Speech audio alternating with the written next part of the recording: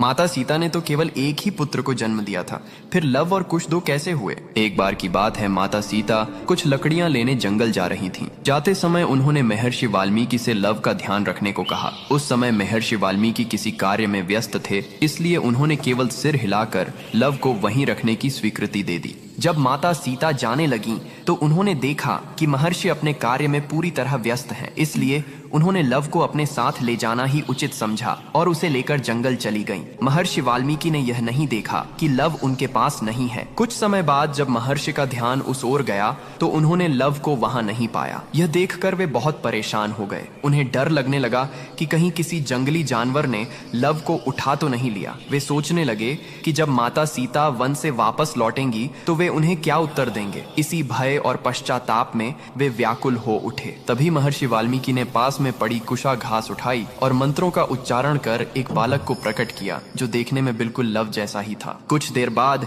जब माता सीता वन से लौट कर आईं, तो महर्षि ने देखा कि उनके हाथ में लव पहले से ही मौजूद है। यह देखकर वे आश्चर्यचकित रह गए, लेकिन माता सीता उस दूसरे बालक को देखकर अत्यंत प्रसन्न हुई, क्योंकि वह बालक कुशा से उत्पन्न हुआ था, इसलिए उसका नाम कुश रखा गया।